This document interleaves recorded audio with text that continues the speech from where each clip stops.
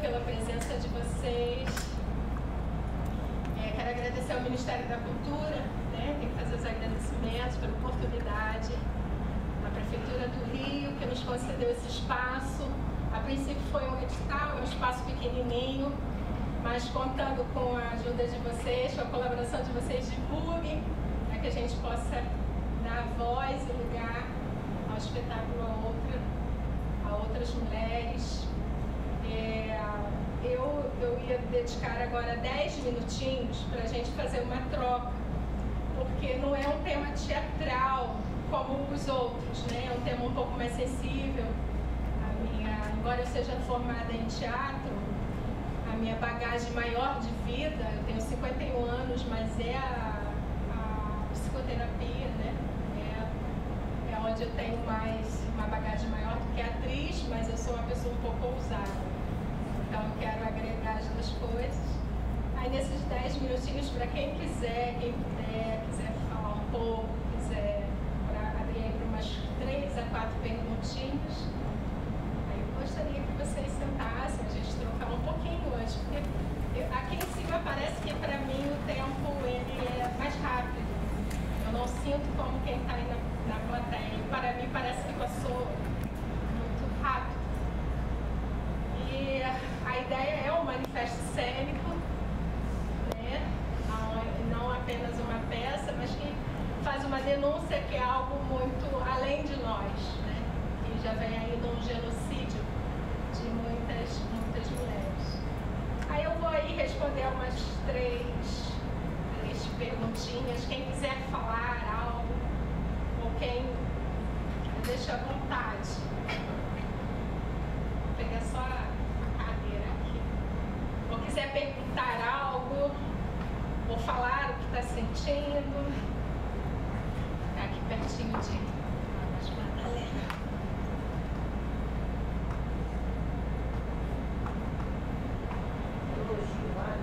Ficou bem, já sei. Ela quer falar. Sim. Eu gostaria, assim, Fala mais um pouquinho. tem condições da secretaria fazer com que a peça não se limite só a um dia. Acho que aí porque é tudo edital, né? Tem tudo uma questão legal aí, né? E foram 3 mil inscritos e contemplados só 10%. Então isso já é uma coisa mais burocrática. Mas aí a gente vai para teatro. Onde tiver mulher, a peça vai. Esse projeto ele foi adaptado para o tempo também, mas eu digo que não é uma peça, como um amigo meu que está aqui, o Jorge. Não é uma peça, ele fala que isso é uma vida, é uma história de uma vida. E é isso. Eu espero que sim. Desejo isso. Obrigada.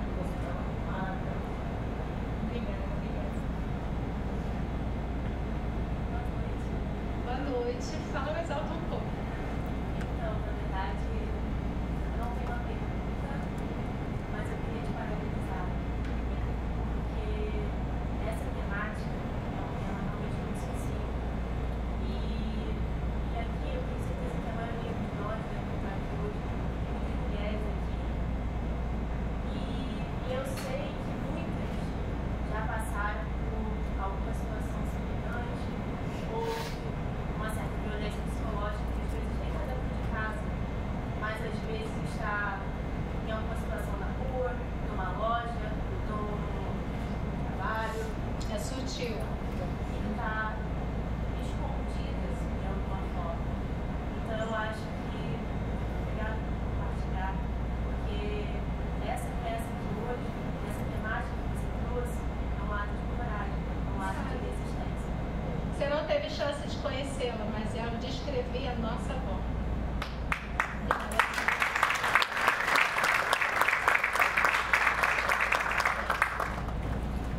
Obrigada a você. Boa noite. Eu tô sem óculos. Tô sem óculos. Boa noite. Sim. Lembra de mim? Claro. Agora Agora sim. eu penso que quando você nasceu,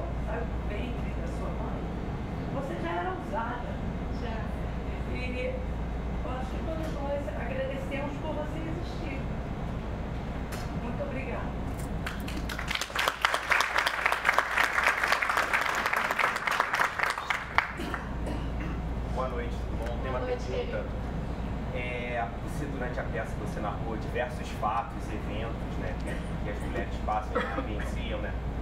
E eu gostaria de saber qual foi o fato, o evento na sua vida, se você quiser dizer, é claro, Sim. que fez você se perceber como mulher. Como mulher, acho que a decisão, embora não foi só isso, mas assim, quando eu ainda era criança, eu já via que tinha alguma coisa meio esquisita, diferente. Não vou falar esquisita não, é uma coisa diferente. Porque a minha avó realmente me dava muita água com açúcar, isso é verdade. É verdade, eu era a neta que fiquei muito próximo dela. Mas quando você pergunta uma criança assim, o que você quer ser quando você crescer, né? Perguntava, né? A criança geralmente ela vai para uma fantasia, né? Ela tem uma fantasia, ela está projetando o que ela quer ser nos outros. O meu maior desejo era ser independente, eu não queria aquele contexto, eu queria ser grande, eu queria sair dali, sabe? E agora, me perceber mulher, eu acho que o mais forte, embora não é isso, porque tem muitas mulheres fantásticas que escolhem não ter filhos e são mulheres geniais, maravilhosas. Mas no meu caso, trazendo para o meu caso, eu acho que foi a decisão de ter filhos de parto normal. Eu acho que ali eu queria entender a minha avó. Eu queria entender não só a maternidade, mas ter o corpo aberto realmente para parir. Eu queria entender o que a minha avó sentiu. E realmente isso aqui, até onde a história que eu sei, porque não é tudo que eu sei. Você superar a morte de um filho, você imagina, a gente fala assim, mas naquele tempo era comum. A gente fala muito isso, né? Naquele tempo era muito comum, perdia seus filhos mesmo, aquilo era normal. Não, gente, não é normal. Uma mãe que perde um filho, são dores insuperáveis, você imagina 6, 7. É porque as mulheres, elas estavam em estado de torpor, sabe? Tanta dor. Dente, você arrancava os dentes de todo mundo, gente. Nossa voz, vocês verem, era comum ficar sem dentes, né? Isso é agressão, isso é violência. Aquele tempo tirava os dentes de todo mundo mesmo, né? Então eu acho que responde você assim, essa decisão, sabe? Ali eu acho que eu vi que tinha alguma coisa diferente de querer passar pelo que ela passou. E eu tive realmente 2 filhos de parto normal, mas foi uma decisão, mas não pensando em mim, eu queria viver isso para entender a minha avó. Acho que mais do que entender a minha mãe, assim, entender a minha avó. É isso. Respondi? Obrigado. Obrigada a você. Tem mais?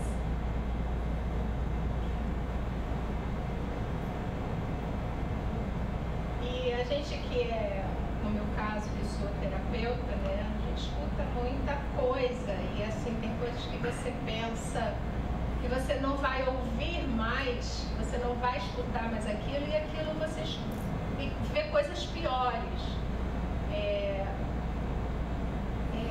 Os filhos nascem negros porque o útero é sujo. Gente, olha a tamanha violência. Não é nem agressão, não é nem ignorância. Eu vejo como violência. Os filhos nascem pretos porque o útero é sujo. Tem que casar com branco para limpar a família. Não dá mais. Não dá mais. Os filhos vão nascer pretos como macacos. Então, e a dor da mulher negra, ela é realmente um pouco mais intenso, né? Mais direcionada. Mas dói, vai doer mesmo jeito. Aí eu não gosto assim, né? Eu já fui professora um tempo, ficar falando sozinha, eu gostaria de mais 2 perguntinhas, alguém mais, algum comentário. Tem os rostinhos novos aí no país. Bom, se ninguém tiver mais uma, eu tenho outra. Sim. Posso?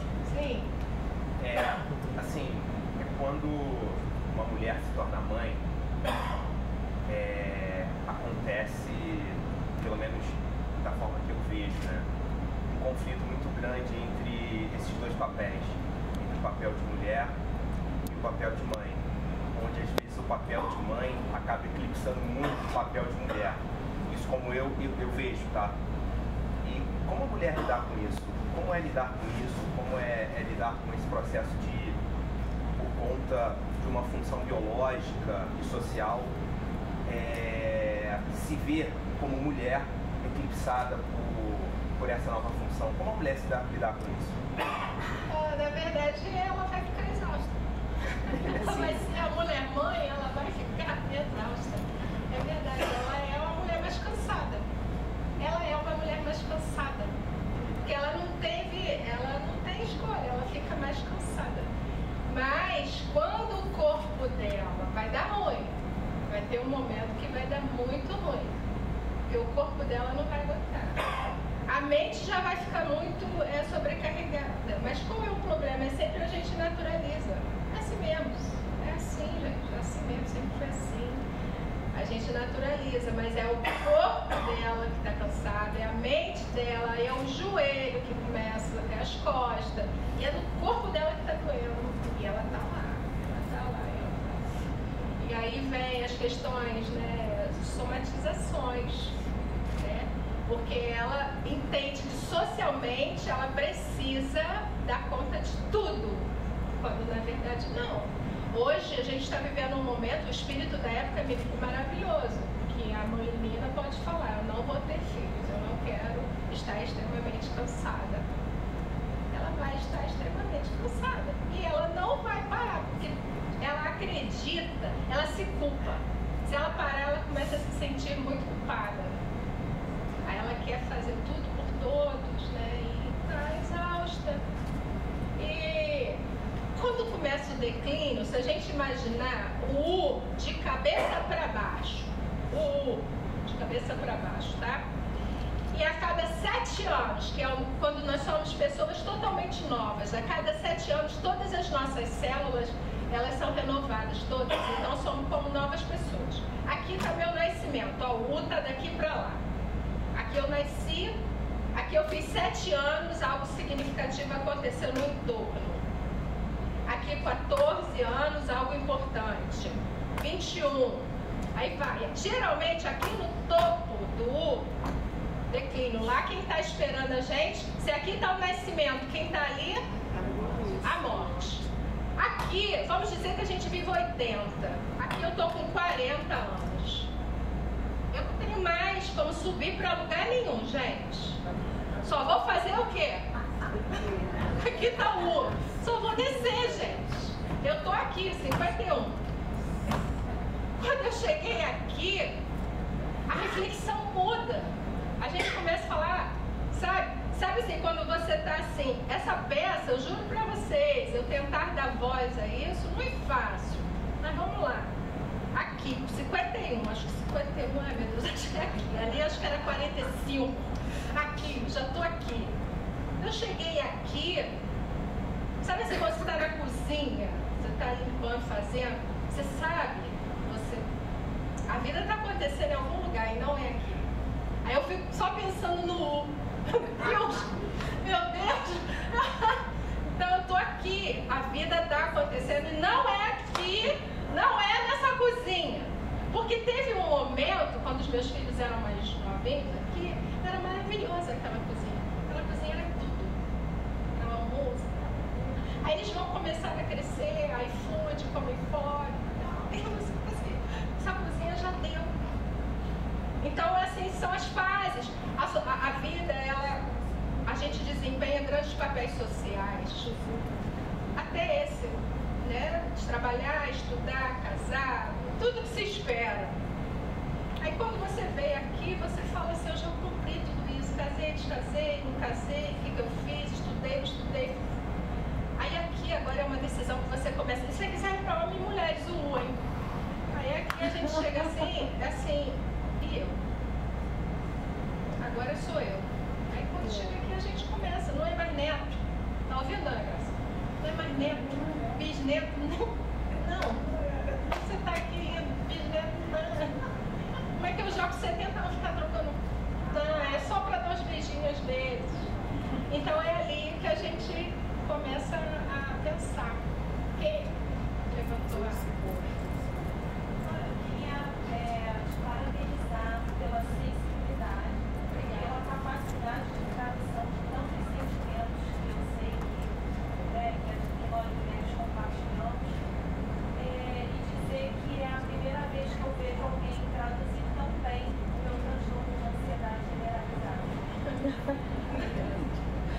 nunca acreditem, se puder, nunca acreditem só no CID, não sei qual. Todos os transtornos são os demônios.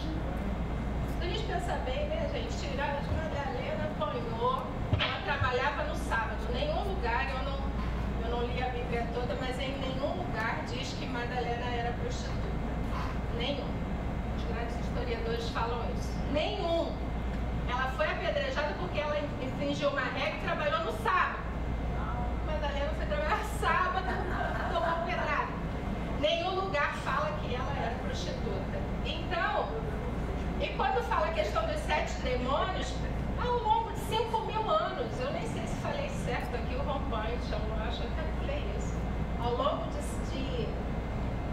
de 5.000 anos, esse é o exílio. É o legado do exílio psíquico do feminino, de 5.000 anos de violência contra a mulher. Esse é o legado. Então, provavelmente, esses demônios já eram os transtornos. Então, observe, considere o CID-F 44.3, que às vezes uma ansiedade, ela não é só uma ansiedade. Ela pode ter influências que a gente, o tal dos afins, que os psiquiatras falam que é o transe e possessão. Por isso que medica uma pessoa, ela não melhora. E se ela tem a fé, seja lá qual for, tá? Não vou falar de religião. É a fé. No que ela acredita, no que ressoa. Ela pode trabalhar essa fé pessoal dela junto com a medicação. Aqui ela consegue um equilíbrio. Seja lá onde for. Sem a medicação. Qualquer. Sem, em alguns casos sim, mas vamos devagar, porque tem casos que precisa realmente da medicação. Por um tempo. Medicação também não é sentença. A gente não pode ter esse preconceito. Não é sentença, tem casos que precisa sim da medicação. Deixa eu perguntar, além da inspiração da sua avó, Fala mais alto. além das histórias da sua avó, né, do seu interesse em contar e descobrir o que sua avó sentia, e alguma passagem da Bíblia, né, que você falou sobre Madalena, você teve alguma outra inspiração de algum paciente com que você se terapeuta? Sim, assim. Eu tenho uma das minhas pós-graduação é em psicologia analítica, junguiana. E quando a gente faz a especialização em Jung, o Jung ele foi um grande estudioso de todas as religiões. Então, durante a pós-graduação, eu frequentei várias religiões para entender os fenômenos. Então, quando eu atendo um paciente, eu entendo qual é a religião que ele prega e qual é o que é importante para ele, que ressoa no âmago dele. E às vezes isso está também na família dele. Então é ali que às vezes ele tem que buscar esse amparo, que aquilo é importante. A gente não tira isso não, nem pode tirar. Então eu digo que além do que a minha avó me ensinou, tá? Que é o que é importante, sabe? Para mim, assim, até hoje são palavras que estão tatuadas em tudo que ela me ensinou. Nunca deixe que ninguém bote a mão na sua cabeça. E aí depois eu encontro um psiquiatra que estuda a glândula pineal e ele diz que a glândula pineal fica aqui no centro e que nos conecta com o sagrado. Eu entendi porque que a minha avó talvez dizia. Ou talvez nem era isso, mas para mim é. Acho que minha avó já sabia. É o pé da moleira. Né? E os psiquiatras falam que essa glândula nos conecta a Deus. E aí muitas experiências, muitos fenômenos dentro de um hospital psiquiátrico. Tem coisas ali que os livros nunca vão explicar. Né? A gente já está no meu horário, né? Boa noite. Boa noite. Fala só mais alto um pouquinho. Boa noite. Boa Primeiro, noite. parabenizar pela temática. Obrigada. A minha dúvida é a seguinte: houve na sua vida, no momento da sua vida, um momento que você virá deixando para essa consciência da violência contra a mulher, né? Ou foi uma coisa que foi caminhando aos poucos, ou se teve alguma literatura, alguma coisa que você acrescentou? Sim. essa virada de chave, ela veio a vivência mesmo pessoal, né? Eu acho que quando você vive dentro de um contexto muito adoecido, com mulheres da família mesmo, muito próximas, assim, apresentando um comportamento que você vê que não cabe, e aí a criança, ela fica muito vulnerável, né? Foi o tamanho, o grau de vulnerabilidade que eu me estive, e já era algo estranho, porque era uma criança que dormia muito, uma adolescente que dormia muito, então muita coisa eu não via. Se visse, eu acho que eu ia para um transtorno, então eu acho que o fato de eu dormir muito também já era uma depressão, mas era que me protegeu. Eu não vi muita coisa, eu não vi. Mas a virada de chave, eu acho que foi que eu não quis reproduzir. Quando eu falei, não, agora que eu vou ter meus filhos, eu não vou reproduzir esses comportamentos que eu vi. E ali eu faço a virada para tentar criar duas pessoas, né, legais aí no mundo, que eles possam se proteger e respeitar o outro. Eu acho que foi isso. Essa temática eu não escolhi agora, porque ela está nesse espírito da época que a gente tem as redes sociais exaltando, tem os movimentos, tem as militâncias. Não. Comigo ela já é mais antiga. Ela já estava, tanto que eu tendo muito mais mulher, tendo 80% de mulheres. Ela já é antiga. Acho que respondi.